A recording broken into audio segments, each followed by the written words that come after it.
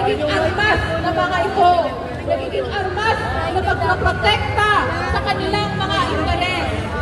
Ngunit hindi rin doon nagtatapos ang mga nakasan ng Estado, mga kasama. 1,000 katutubo na po ang nakakulong. At hanggang ngayon ay nakakulong pa rin si Rocky Torres at Dandoy Avellaneda. 7 taon na nakakulong. 7 taon ng kanilang buhay na hindi na maibabalik ng Estado. At mas masahol pa ay ang mga kinitil na na buhay ng mga pasismo. Katulad lamang ni na Eleuterio King, ni Kuni Cuba at ni J.L. Maligday. Ang aming galit, ang aming lakas, mga kasama.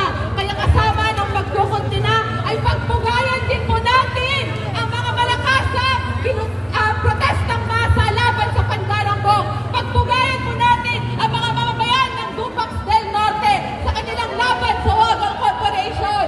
Pagpugayan natin ang mga mangyan sa kanilang laban sa Peaceland Corporation. Pagpugayan ang mga magahan Bukidnon sa pagtutol sa land grabbing ng plantasyon. At pagpugayan natin ang mga pambansang minorya na tuloy-tuloy lumalaban sa Pandarambong sa kanilang lupain. Sila po ang nasa unahan ng laban para sa lupa at buhay. Alalahanin natin, mga kasama, na laging makatarungan ang ating paglaban. Lupang Ninuno! Depensahan! Depensahan! Ipaglaban! Depensahan! Depensahan! Ipaglaban! Lupang Ninuno! Lupang Ninuno! Depensahan! Depensahan! Ipaglaban! Depensahan! Depensahan! Ipaglaban! Lupang Ninuno! Muli, maraming salamat po kina Jonathan Doroha mula sa Kasama Timog Katagalugan at kay Funaay Claver ng Katribu. Ngayon naman, pakinggan natin si Ronel Arambulo, ang ikalawang tagapagulo ng pambansang lakas ng pambansang mga malakaya at si Clarice Palse ng Secretary General ng Gabriela. Apante! Mapay! Palaban! Militante! Isang maalab at mapagpalayang buwan ng mga magsasaka, buwan ng mga tagapaglikha ng pagkain ng ating bansa, ang ipinapaabot ng mga mangisda sa ilalim ng pambansang lakas ng Kibusang Mamalakaya Pilipinas o Pamalakaya Pilipinas. Nagpupulay ang mga mangisda sa lahat ng laking iba ng mga bayan, lalo pigil sa mga batang pag-asa ng bayan. Ngayon ito lamang nagpapakasalan sa ating kasulong ng paaralan ng sinuman ng asiko at hindi ay kaya ang kanilang mga grado, ang kanilang marka doon sa kanilang mga at ang akademiko. Pagkos, pinili na magparka ang kaisalan na nagresulta sa 5,000 mga kabataan na ilabas noong October sa Langin upang singilin ang mga kurado at pangunay na kasalo ang pulupong akademista. Pangunahin si Bongbong Marcos. Mga kabataan, kayo ay mga anak na mga tagapaglikha ng yaman ng ating bansa.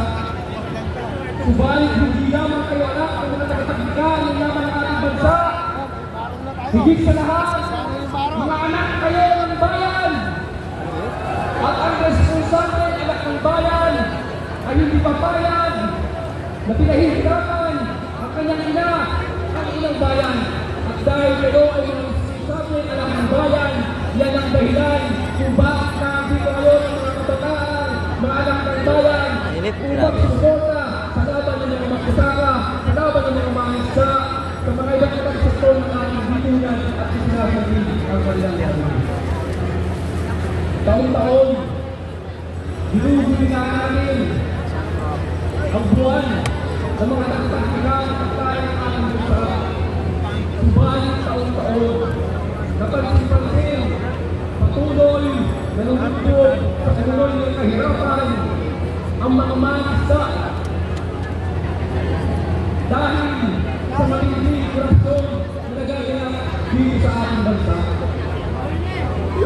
Korupsyon na pagwasak sa ating kabuhayan. Korupsyon na pag-alis sa katagal ng mga isda sa kanibaan ng kabuhayan. Ang isa, ang isu na Philippine University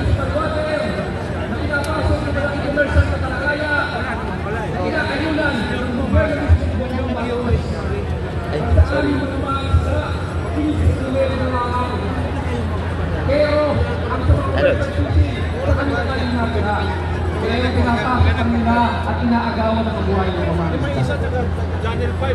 Ang matinding isyo ng mga maisa ay ang patuloy rin nagaganap ng mga proyektong reklamasyon sa mga baybayin na nagpalaya sa mga maisa na pabagsak ng kabuhayan mula sa 80 to 90% at dahilan din kung bakit marami ang nalulusog sa baha, marami ang namamalayan ng mga kababayan. Kaya mga kababayan, tandaan ito, ang pagpatay sa atin, ang gusto may kasalanan ay ang reaksyon ng gobyerno mula sa nagdaang administrasyon hanggang sa kasalukuyang administrasyon ng Bongbong Marcos. Hindi ito kapalaran, ginagawa nila sa atin. Kaya naandito malawak ang mamamayan at nagpuprotesta upang labanan ang ganito ay suicidio ng korupsyon dito sa ating bansa. Maliban sa mga baybayin, hanggang doon sa laot, partikular sa West Philippine Sea, inaagawan ang mga maisa ng karapatan at pakinabangan ito. Biktima kami ng imperialist sa pandarambong, ang lumang salot na nagkakaya sa mga Pilipino at imperialist ng China, papunay ang imperialist ng Estados Unidos. Matatandaan natin yung panahon ni Duterte, kabila, may pagtagumpay natin ang ating laban sa desisyon ng Bongbong Marcos, walang pinagkita kay Duterte para yung kita ng imperialismo. Nag-iba lamang ang kanyang amo, pumihit sa Estados Unidos at para magpostura na siya ay nagtatanggol sa soberanya ng ating bansa. Ginagamit nila ang maritime dispute ng China, ng Pilipinas sa China. Pero ang totoo, ang kanilang isinusulong ay para sa geopolitical na interes, para magpalakas ng kanilang generasyon sa Asia at ang dambong, pagtiktaan at bibenta ng armas na kumikita ang US Military Industrial Complex. Dahil ako po ay tapos na Bumoras. Yan ang malinaw na batayan kung bakit patuloy naghihirap ang mga mangisda, ang mamamayang Pilipino. Walang iba na nagpapahirap sa atin, walang iba na ugat ng kahirapan, kaya mismo